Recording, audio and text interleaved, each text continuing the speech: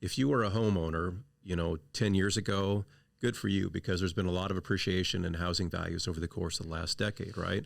But if you were a renter, not so good for you, because rent continues to increase and increase and increase. And so, as a financial institution, there are only a number of things you can do to really move the needle for a generation, but getting more diversity in homeownership is one of those things that can do and not only have an impact on this generation, but on their kids' generations and for generations to come. Hey, it's Breaking Barriers, the diversity, equity, inclusion, and belonging podcast. We're here for real talk.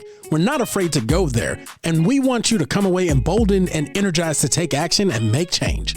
We believe our diversity, our differences, when joined together by a common set of ideals, makes us stronger. When I set out to help someone, it is my intention to do just that. I'm not trying to do anything other than meet somebody at their humanity.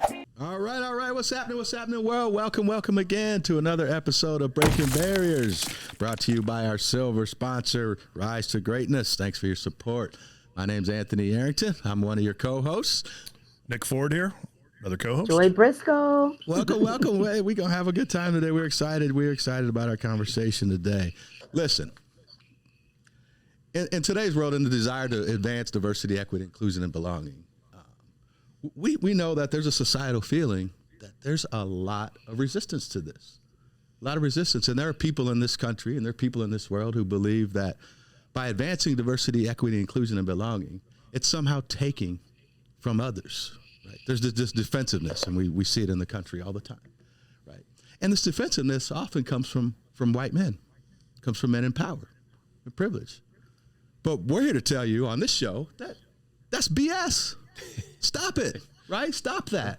That is just simply not true.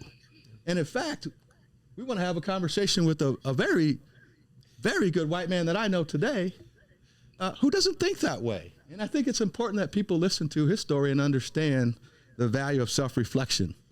And I love that you said he doesn't think that way, because it's one thing not to think that way, and it's another to actually do things. And so what I've known of Jeff is that he actually does things behind not only thinking that way, right? Because you can say, I don't agree with that, and then just, as a white person, you have the option to actually just opt out, right? Like, I don't agree with how you feel, whatever, but I don't have to do anything. And so I'm excited for us to talk to Jeff, because he's actually a person that actually has done things behind the feeling. And even in times where it's been very polarizing and when we have a lot of things going on, he still leaned into equity, right? And not be afraid of that. So I'm very, very excited. I just wanted to jump in there and say that too. Yeah. Tell us, way Nick. Too complimentary. Stop so it. Tell us a little bit about him, Nick. So Jeff, we're going to talk a little about this retirement thing too, because I've retired a few times for a couple months. He's recently retired from his position as the CEO at GreenState Credit Union. He was there from 99 to just recently in September. He has a Bachelor of Arts from Not-Co College. Well, why do we keep getting these non-co grads in here? I don't know. Sorry. He's got a BA from Buena Vista, further away from Cedar Rapids. Yeah. Storm Lake's a little distance. That's not too bad. He's a certified public accountant. Has his master's in business administration from University of Iowa, the Henry B. Tippie School of Management. While he was there, the credit union experienced some incredible growth, about 19% per year. They went from a $200 million to over $11 billion company in assets. They became Iowa's largest independent financial institution, which is pretty impressive, because we know Iowa. There's a lot of banks, a lot of credit unions. Team effort. Yeah. Team effort. There we go. So that's pretty impressive. They serve over 450,000 members, and they have over 30 office locations across Iowa and Illinois. I didn't realize you were in Illinois. Yep. Yeah, impressive. Some acquisitions there. Nice. Him and his wife Missy make their home in North Liberty, Iowa, and have 2 adult children. One we were just talking about a little bit ago. And they work in investment banking, venture capital. So welcome to the show, and we're excited about. Thank you. Absolutely. So I want to ask the first question this time. I normally wait a little bit. I normally wait to see what you have to say. Okay. So kind of like Anthony was saying, there's organizations, and Joy was saying there's individuals out there that look like you and I. And some, they just fight completely against diversity, equity, inclusion, belonging. And then you have other organizations, and we see this locally as well as regionally and nationally, where they say they tout DEI&B. They may hold a conference on it even, or they may invite speakers in, and they throw some capital at it. But then you look at their organizations, and you look at their top line, and they all look like you and me. Yeah. Every once in a while, maybe a woman's thrown in there, or it's a non-binary member, but they look in color like you and I. Yep. How do we come to grips with that? Like, we have some people say, well, it's just Iowa. Well, I disagree. That's not just Iowa, right? If you look around, especially in big cities, that's not Iowa. How do we come to grips with that as in our roles as white men that are fighting this fight? When we see these organizations, and the worst part that I see isn't so much that that's what they're doing, but you see a lot of people also that look like us in the communities supporting them on their journey and bypassing the small businesses, the minority-owned businesses, things like that directly impact the community. And so I want to be clear when you say how do we come to terms with that, I'm going to infer what you mean is how do we get better at that? Yes. Okay. All right. So thank you for clarifying. The first thing I'd say is I want to be clear. Well, first thing I want to say is thank you for having me. I appreciate the opportunity. Every time we get to talk about this topic, it energizes me. So second thing I want to say is neither I nor GreenState had it all figured out, not when I left. Hopefully they continue on the trend that we've started in recent years, but I want to be clear that we didn't have it all figured out.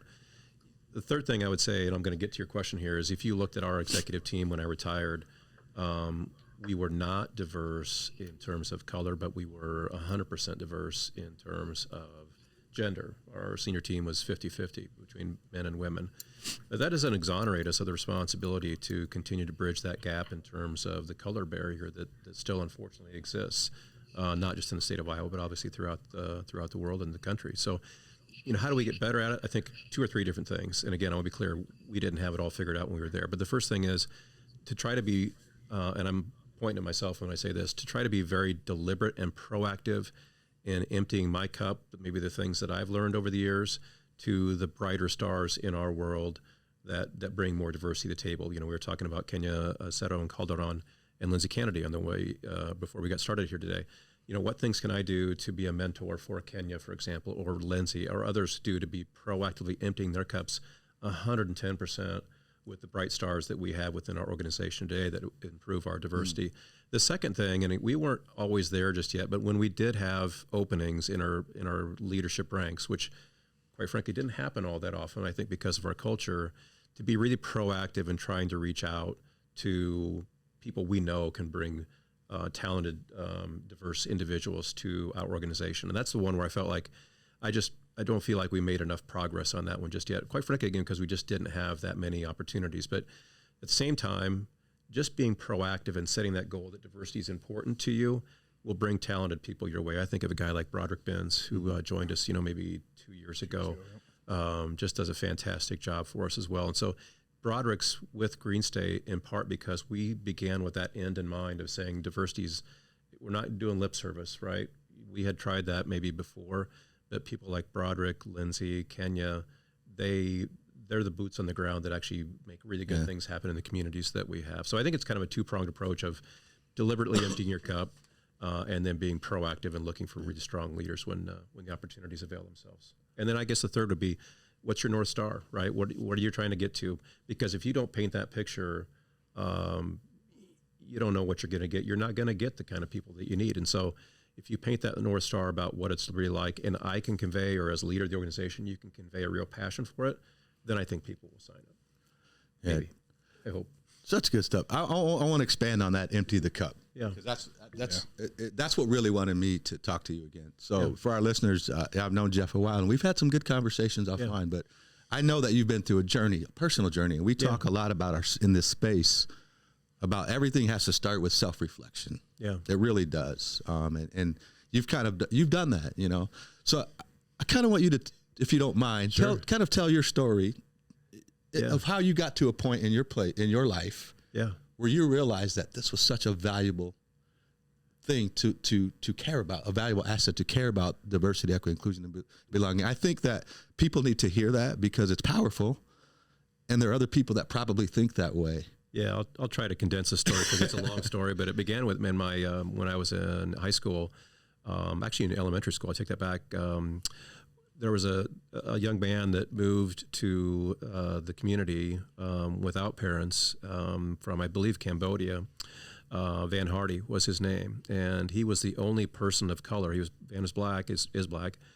He was the only person of color in Iowa County, Iowa, that I could tell anyway, in my relatively small world. And Van and I became best friends. We both had a mutual interest in basketball. He was very talented at it, and so we spent a ton of time together. And so I kind of grew up naively thinking that I had no racial biases, if you will, in my world. I mean, my best friend in a town of no black people was the only black person there. So I kind of thought I've got this all figured out. That's that for our listeners. That's that traditional. I have a black friend. Right. syndrome. Exactly. Yeah. 100% guilty. Put me at the front of the line there. And so, went through kind of young adulthood, and then, 10 years or so ago, our son Nate, we were talking about earlier, was taking a class his freshman year. I think it was called Race and Law. Either that or Race and Politics, that doesn't matter. And so he would grace us with his presence every Sunday night for a home-cooked meal, and I would give him a ride back to his dorm. And so he would ask me a number of different questions about my views on race and how people of color have been oppressed in the United States, in particular, over the last 200 plus years. And over the course of a semester, it became clear to me that I didn't like my answers, that I didn't have this all figured out, that I had a lot of unconscious biases that just weren't addressed and I wasn't proud of. And so my views were outdated and uneducated. And so, as you and I have talked about, I kind of went on a quest, if you will, to learn as much as I could about racial disparity, particularly in the United States, over the subsequent 4 years. That was probably in 2017. So read everything I could, watched every movie I could, YouTubes. I did interviews with people to try to learn more about it in Eastern Iowa. And so I got a firsthand perspective about just how terrible we have done with racial equity in the United States, in particular, over again the last 200 plus years. And then it's almost like a kind of a God moment. Not almost, it was. And then the George Floyd incident happened, and it was almost like, in retrospect, I had been positioned for that moment in time. Right, I had tried to reverse some of the biases that were there. I tried to do the best I could to learn more about the inequity that we had, and then we were. Through an unfortunate set of circumstances, a very unfortunate set of circumstances, we were, I think, as a society, as a country, as a state, as a credit union, and as a privileged white male, we were provided an opportunity to do something. Mm-hmm. And that's what led to some of the things that we've done in the recent years. Yeah, I think it's such a unique story. I'd like to give credit, too, because we see a lot of organizations, especially recently, where they did do something and then they stopped. Yeah. It seems to be, from my observation, GreenState is continuing, even post your retirement, to continue to do that. Broderick is continuing to that push, and the other individuals you mentioned are continuing that push. It was trendy at the time to do it, or risky at the time, right? I mean, it was it was a somewhat a polarizing moment in our country's history, unfortunately. But one thing we did learn from it is that, and we talked about this before we went live, having outstanding people in place like Kenya, Lindsay, Broderick, et cetera, they're the ones that will make sure it has stick-to-itiveness, right? That it doesn't become just kind of a fad thing. It's a part of what the organization does, I think, on a go-forward basis. So, right. I know Joy's dying, but I also want to, one of the things you said was about diversity, but I also think another thing that you all did at GreenState, and when we see really good organizations, they're succeeding at it, is also there's a sense of belonging. So you don't see, you're not just filling spots with diverse talent, you're also making them feel like they belong. Yep, we've got the equity groups that have just really blossomed in the last few years, and so all the credit goes to the staff there that have helped try to build groups where people feel that connection, that connectivity, if you will. And that's easier said than done, and especially in a non-diverse state such as Iowa. So the first step that we can do, again, is, I apologize for keep using the word, but be proactive about it, right?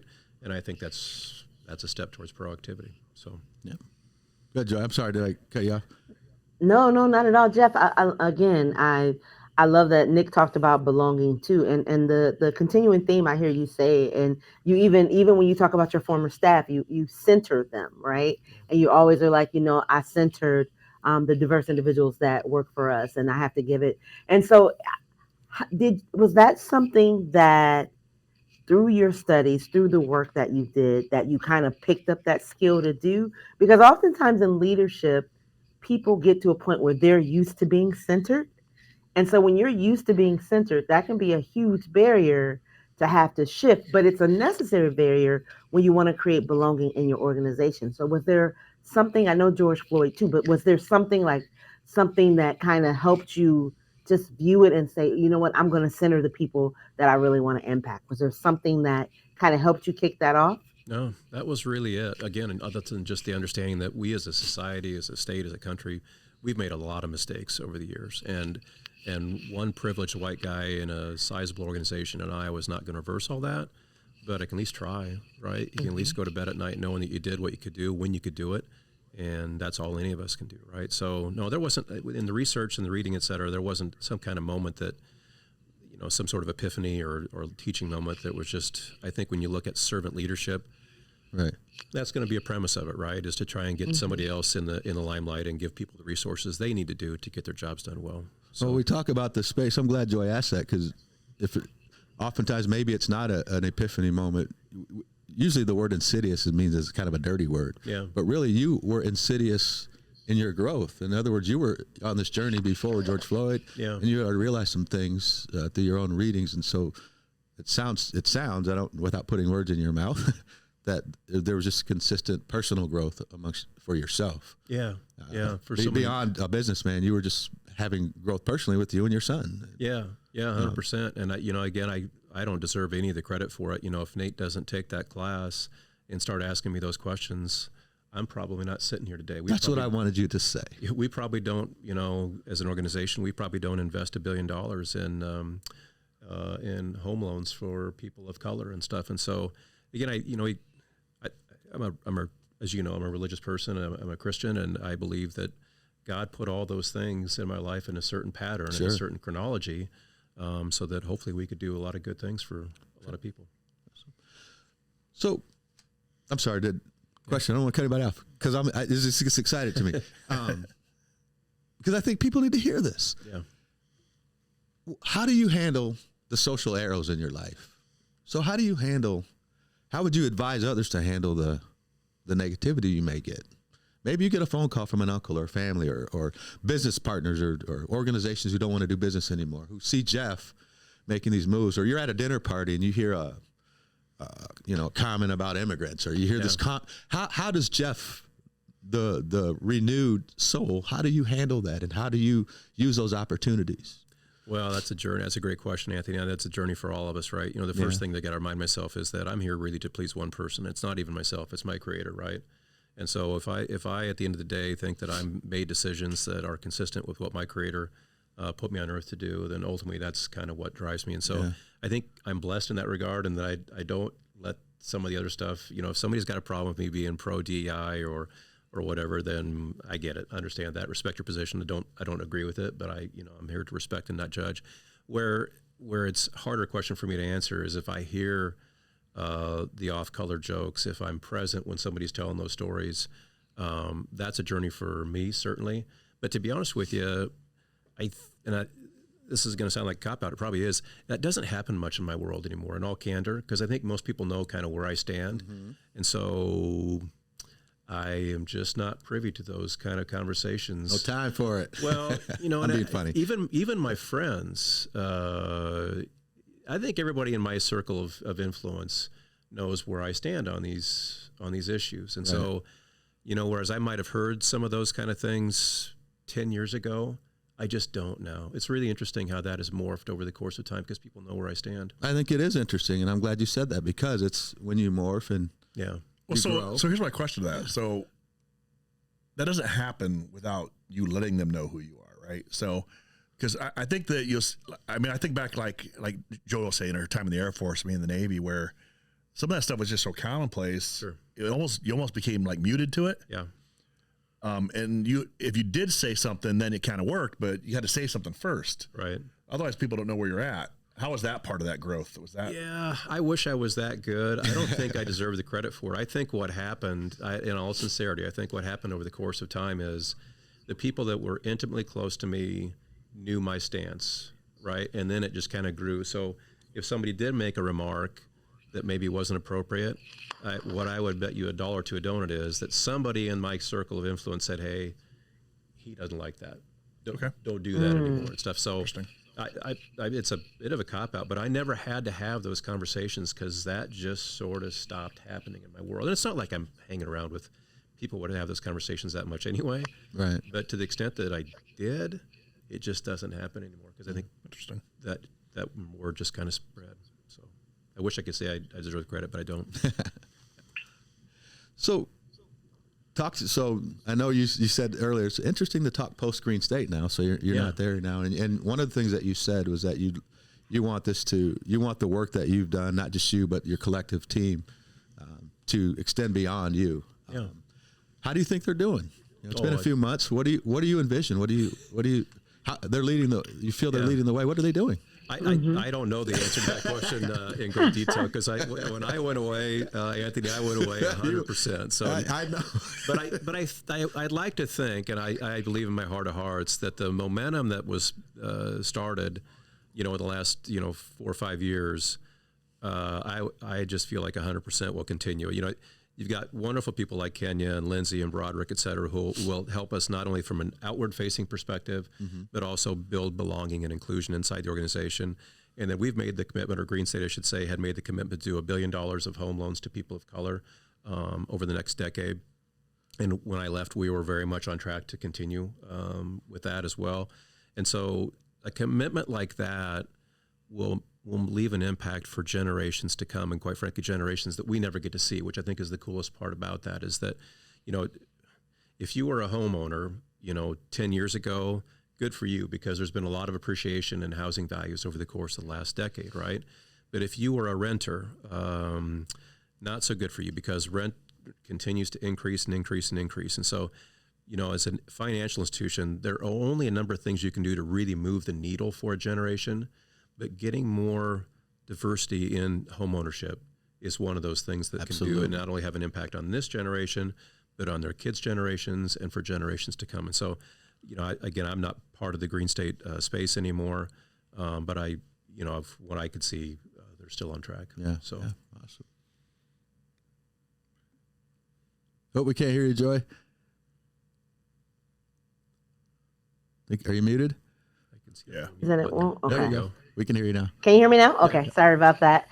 Okay, so day one, right? Like when you start having, I love to talk like this because a lot of times I'm in spaces where people are kind of coming to that self-reflective of like, okay, I get it. Like things aren't exactly what they seem. And now I'm looking at the numbers and all of these things. And I've heard people then go, when you come to that point, Joy, there's this moment of being just overwhelmed. And I'm like, yeah, I get that, right? Because it's every day for me, but and so that next step, that like, okay, so what is the thing where we can kind of eat an elephant one bite at a time? Even though I love that you said be proactive, because that's one of the things I push too. Like, sometimes people have a tendency to like, okay, it's so much, I just want to pause and really get some professional in here to build out this maximum plan, which we do that, toprank.com, by the way. But then also for somebody that is in the space at an organization, that an organization is kind of open to doing something, what would be some of those next step recommendations that you would recommend for somebody to get started and get going in their DEI organizational journey? Yeah, so I'm gonna give that answer in two different ways. That's a great question. I'm gonna answer that in two different ways. One, if you're not a credit union, and my sample size is one, right? So I can only speak for what personally worked for me, or hopefully what worked for the organization. But to educate yourself, I mean, really, if you've got to have a curiosity, a natural born interest to educate yourself. And that doesn't mean just picking up books and watching movies. That means actually taking people out to lunch, breakfast, dinner, drinks, or whatever, getting to know people, right?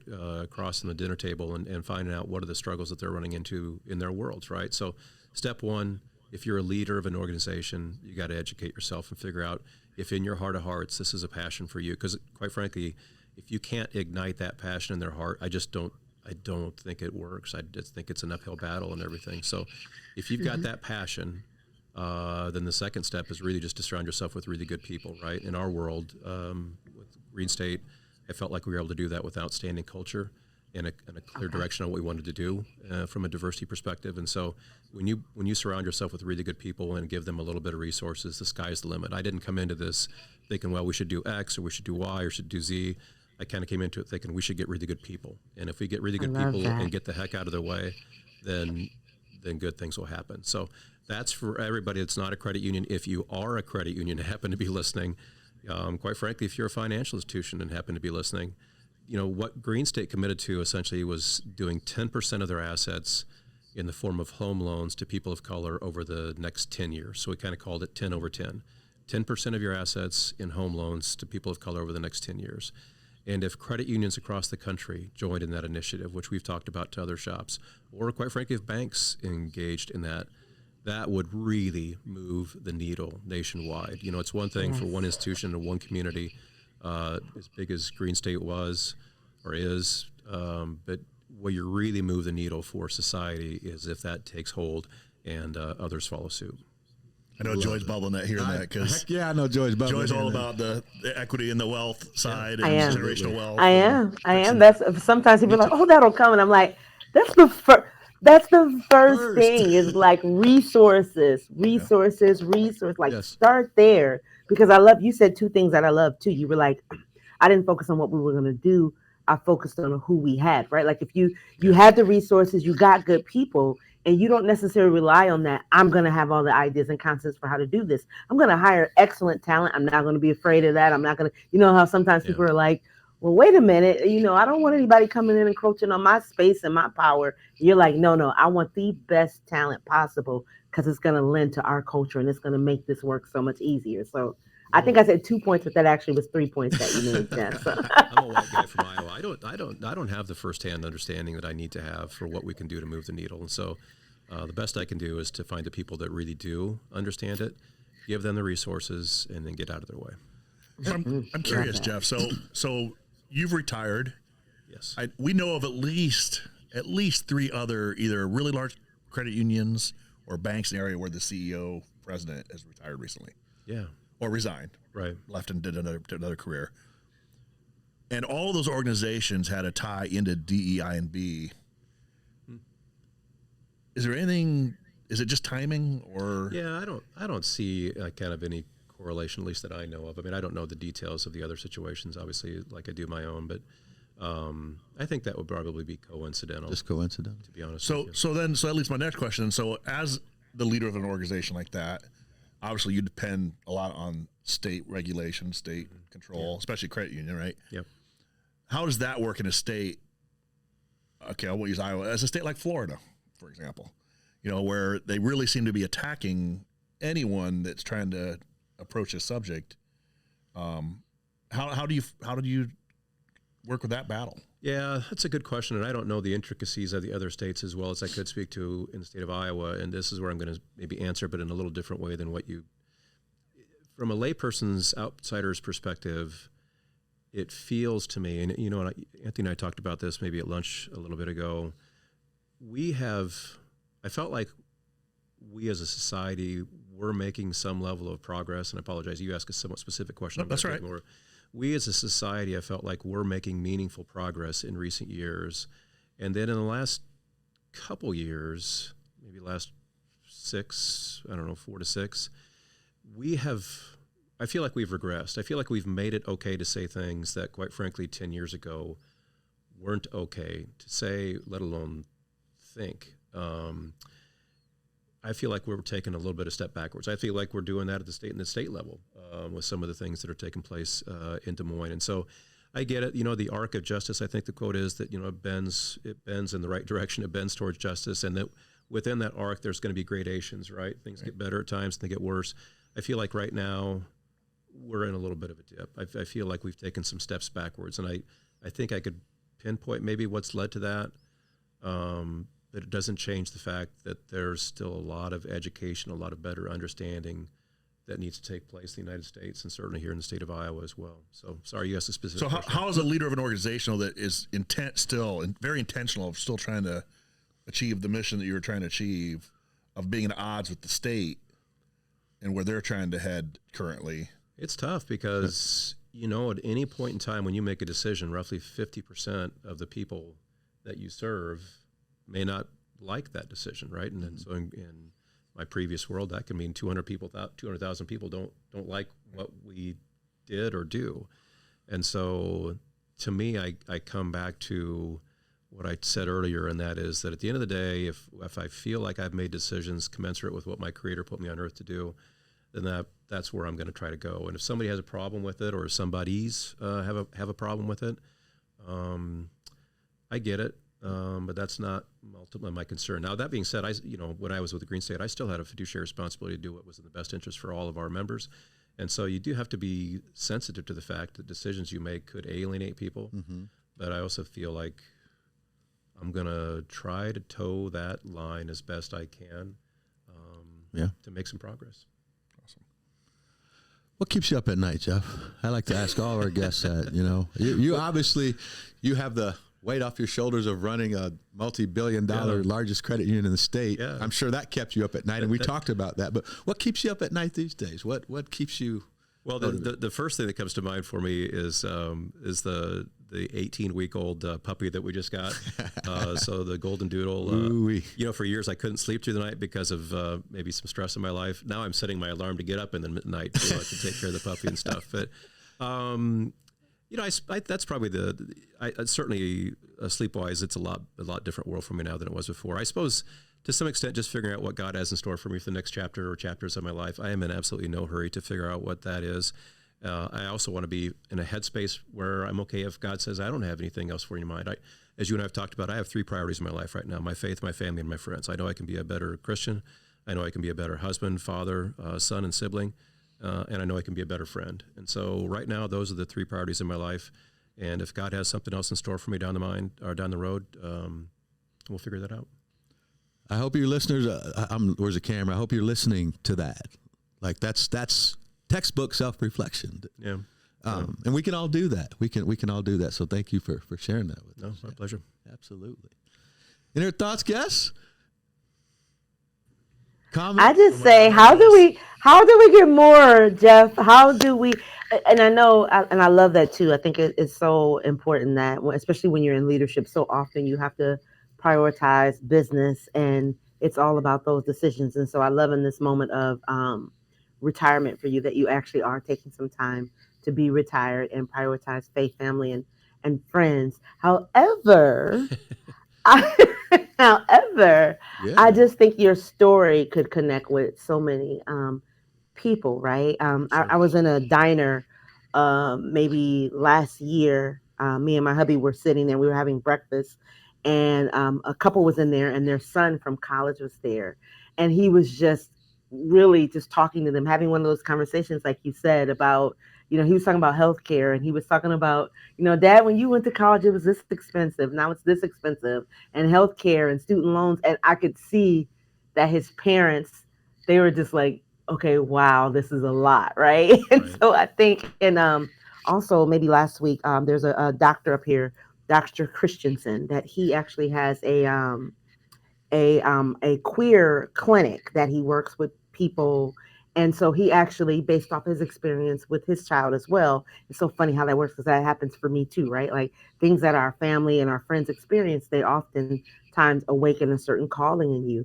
And so now, based off his experience with his son, who is trans, he actually now goes around and educates other people. And for me, who I also have a trans daughter, it was still so educational based on the medical content that he shared, right? Like, and so there was in that room, and I love that in that space, there was people that ranged from like college students up to probably like my grandmother's age, and they actually got to like ask questions, and so I think about your experience based off of even what Dr. Christensen is doing around the queer community. I just think about your experience and how someone like you, who's had an amazing career, who's led the largest credit union in our state, actually talking about that these things do exist and how that could really benefit the community. So I say that to say, whenever you're ready for your second career, I think it's in speaking. Yes.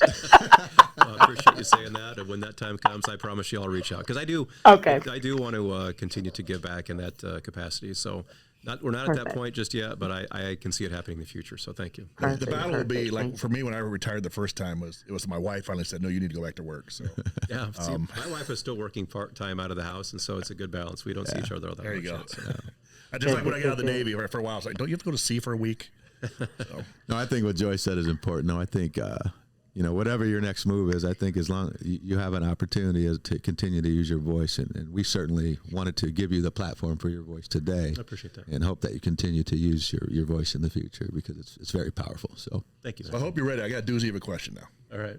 So when it comes with faith, right? Yeah. Especially in Christianity, there's a lot of feelings throughout other individuals that are faith-based, completely anti-LGBTQI plus 2S. Yeah.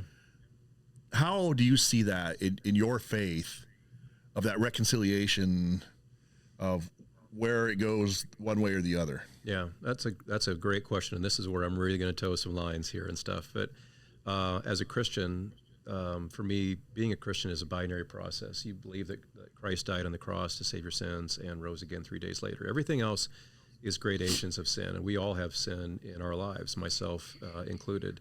And so, to me, it's a binary process. If you believe Christ that died on the cross and was raised, you're Christian, period, end of story. That's your salvation. I also understand that there are portions of primarily the Old Testament which speak negatively about same-sex attraction. But I also understand there are parts of the Old Testament which they make a lot of assertions that, quite frankly, we would not apply in our world today. And so I'm not here to interpret the Bible, but I do know there's also a couple references in the New Testament. I do find it interesting that Jesus himself, to my knowledge, never really spoke to that issue. He spoke to a whole lot of other sins in our world. And so in full candor, I think it's sometimes easy for people of faith to jump on sins that they deem as binary at the expense of overlooking sins that are beneath the surface. So I could be talking to someone and they tell me that they are same-sex attracted. Okay, that's a binary thing. You're same-sex attracted. When I'm talking to you, I don't know what your history is with greed, lust, idolatry, worry, envy, any one of 1,000 other sins that might be beneath the surface. And so we as humans sometimes tend to gravitate towards what we know, and we can look at some sins or what we deem as sins and say, well, that's not consistent with what I read in the Bible. Meanwhile, we go home and have 1,000 other sins beneath the surface. And so a good friend of mine, sorry, I probably towed a lot of different lines there, but a good friend of mine talked about there's really just one person that, from my perspective, that walked on earth that was sinless, and that was Jesus. And everybody else, we got a ton of problems, right? Yes. So, right. I am 100% sure that it's not my role to cast judgment on anybody for their decisions, right? That job is not mine, and so I won't get too caught up in that sort of thing. And see, I was nervous asking that question, but at the same point, I had faith that you were going to answer it like that. So appreciate that. It's been a topic of conversation, and I 100% get it.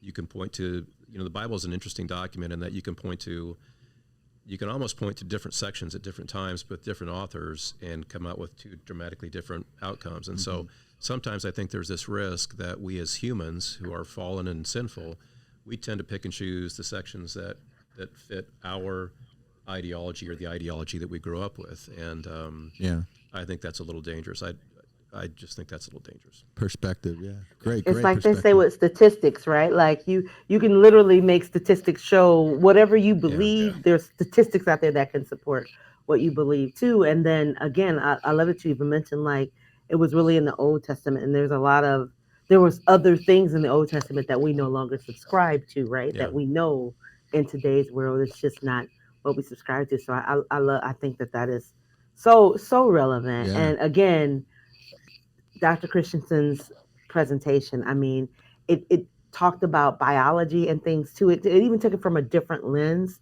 that I was like, oh, this is really informative for me. And so I was just like, and again, having that this is what I do. My daughter's queer. Actually, I have 2 queer children or whatever have you. And so having even that lens, I still learn too. And I think I love earlier you said, you got to forever learn and you got to talk to people. And I think that's the answer that sometimes we forget that and we get away from that and we get to like these spaces where, well, I'm 40 something or I'm 50 now. I know everything. And like, nope, you're not 50 at all. yet, Joy. That's not. I'm not yet. And that's a good point. I think, I remember Jeff when you called me out of the blue. I don't even think we really knew each other, and we went and had lunch. And so it was more than reading. You were You wanted to talk to people, so I appreciate that. You've dropped a lot of nuggets today. I know we could go all day. Thanks, as we kind of close out, is there anything else that you would share that you think would be helpful to our listeners, particularly leaders who've had the opportunity to have power, privilege, and platforms like you to drive purpose? Anything else you want to share? I give one bit of advice, but with an asterisk, knowing that most folks won't follow it, and that is to just be proactive in your learning. And the good news about that is that there's no other time in history of mankind where there are more free, cost-effective resources to learn, right? Between YouTube and TED Talks and podcasts and ChatGPT and Google, et cetera. If you want to learn, if you want to pick up the phone and have somebody, or have a conversation with somebody, lunch, breakfast, dinner, whatever it is, there are a ton of wonderful opportunities to learn. That's the good news. The bad news is I'm not sure you or I or anybody else can put that want to learn into people that don't want to learn. If you can't manifest an open mind, then I think you're kind of dead in the water and stuff. We talk about that a lot, and that the Google machine is the greatest thing on earth. But the point is that there's reasons and there's excuses. There's reasons why people feel the way they do. There was a reason why you had to transform. There was a reason why Nick, Joy. Yeah.